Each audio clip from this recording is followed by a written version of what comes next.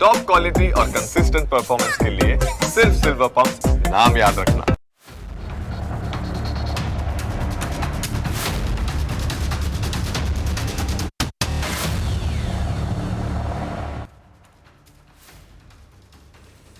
નમસ્કાર, હું Janak Dave. Full stop news analysis પ્રોગ્રામમાં આપનું સ્વાગત છે.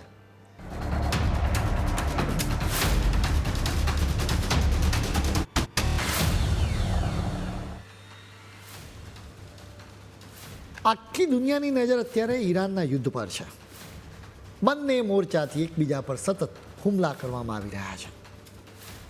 ડોનાલ્ડ ટ્રમ્પે તો ચોખ્ખું કહી દીધું છે કે ઈરાન પર અત્યાર સુધી જે હુમલા થયા એ તો કંઈ જ નથી. મોટું તોફાન તો હવે આવવાનું છે ને આવશે. એમણે આખી દુનિયા સામે પોતાનો ઈરાદો જાહેર કરી દીધો છે.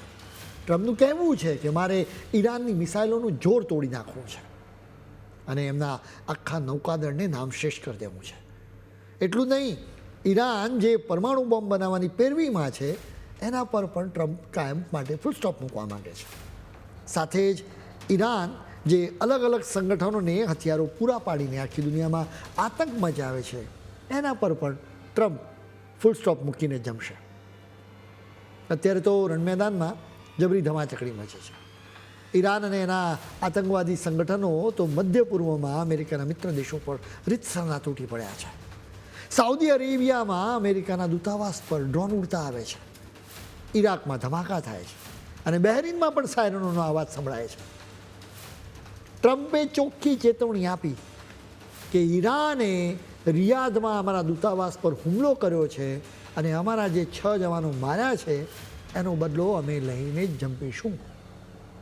વાત હવે વણસી છે. એટલે જ અમેરિકાએ ઈરાક, ઇઝરાયલ, બહેરીન અને જોર્ડન જેવા દેશોમાંથી પોતાના દેશના લોકોને બિસ્તરા પોટલા બાંધવાનું કહી પણ દીધું છે. હવે સ્થિતિમાં ઇઝરાયલ પણ ક્યાં કશું બાકી રાખે. એણે બેરૂતમાં હિઝબુલ્લાના ઠેકાણા ઉપર હુમલા કર્યા.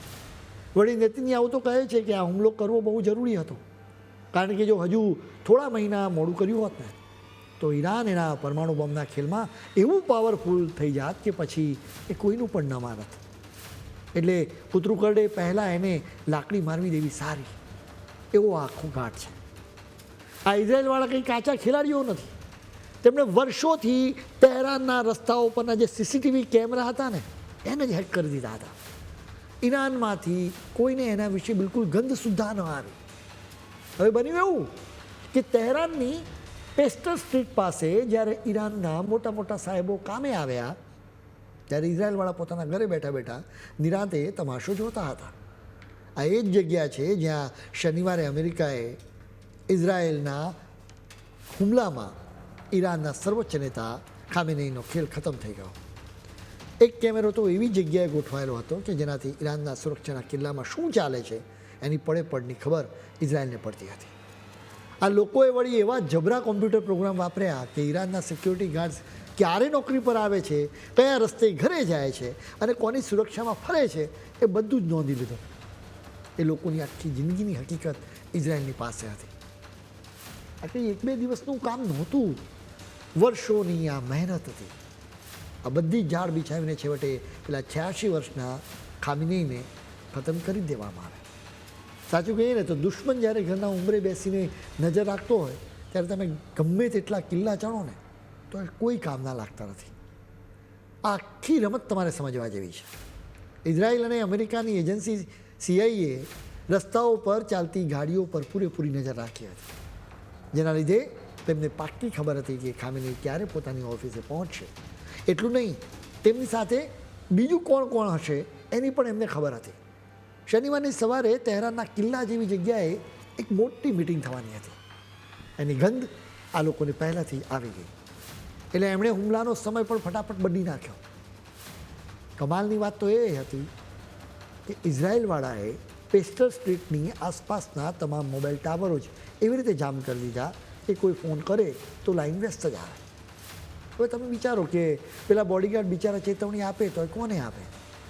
આ બધી કરામત ઇઝરાયલના બાહોશ યુનિટ 8200 અને મોસાદના જાસૂસોની હતી. તેમણે વર્ષો સુધી કીડીની જેમ માહિતી ભેગી કરી. ગણિતના એવા અઘરા દાખલા ગણ્યા કે કરોડો વિગતોમાંથી કામની વિગતો પકડી પાડી તેમણે એઆઈ એલ્ગોરિધમ્સની મદદ મેળવી. આ ઇઝરાયલવાળાની રમત તો જુઓ. તેમના એક મોટા અધિકારીએ બહુ ચાલાકીથી કીધું કે અમે તો પહેલાં એમની આંખો જ ફોડી નાખી. એટલે એ હુમલો કરતા પહેલાં જ તેમને આંધળા કરી દીધા, જેથી તેઓ કશું જોઈ જ ના શકે. ઇઝરાયલના પાયલટ્સે સ્પેરો મિસાઇલ છોડી હતી. આ મિસાઇલ કંઈ જેવી તેવી નથી. એ તો હજારો કિલોમીટર દૂર બેઠા બેઠા પણ ઘરના ડાઇનિંગ ટેબલ જેવી નાની અમથી જગ્યાને પણ સીધી નિશાન બનાવી શકે છે. ઈરાનવાળા પાસે ગમે તેવા તોતિંગ સંરક્ષણના સાધનો કેમ ન હોય, પરંતુ આ મિસાઇલ તો એમના હાથમાં પણ ના આવે એવી રીતે પોતાનું કામ પતાવી દે છે. આ તો જાણે પેલા બાજ પક્ષી જેવું કામ કરે છે, જે આકાશમાં બહુ ઊંચે હોવા છતાં જમીન પરના શિકારને બરાબરને પક્કી પાડે. એટલે કે મિસાઇલનું નામ સ્પેરો એટલે કે ચકલી, પણ એનું કામ બાજ જેવું. હવે આ યુદ્ધની સાઇડ ઇફેક્ટની વાત કરવા જેવી છે. આ સ્ટ્રેટ ઓફ હોર્મુઝ છે, જ્યાંથી આખી દુનિયાનું 20% જેટલું ક્રૂડ ઓઇલ પસાર થાય છે. એ સ્ટ્રેટ ઓફ હોર્મુઝ માત્ર 33 કિલોમીટરની પહોળાઈ ધરાવતો એરિયા છે, જે ઈરાન, ઓમાન અને યુએઈની વચ્ચે આવેલો છે. આ સાંકડા જળમાર્ગમાંથી દુનિયાનું 20% ક્રૂડ ઓઇલ સપ્લાય થાય છે.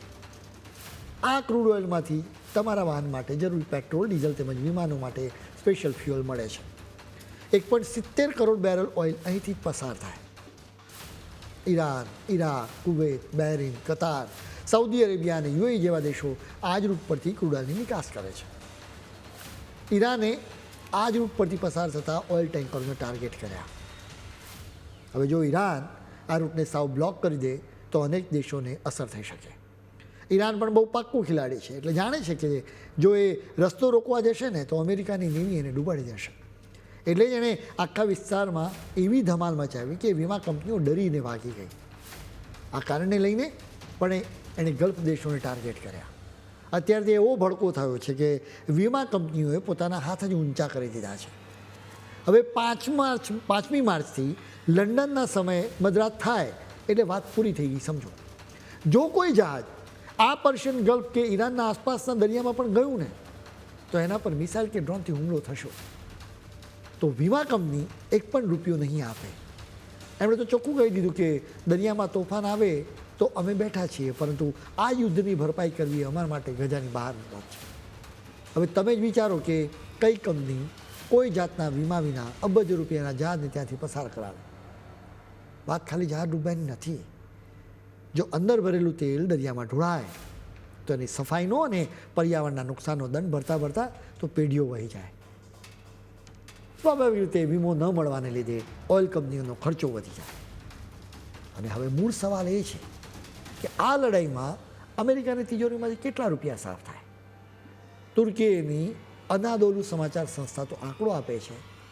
એ આંકડા તમે સાંભળશો ને તો ચક્કર આવી જશે. આ લડાઈના પહેલાં 24 કલાકમાં જ અમેરિકાના આશરે $77.90 કરોડ ખર્ચાઈ ચૂક્યા છે. આપણે એને રૂપિયામાં જો કન્વર્ટ કરીએ તો લગભગ 72 અબજ રૂપિયા થાય. હજી તો આ શરૂઆત છે. કોને ખબર કે હજી કેટલા દિવસ બાકી છે.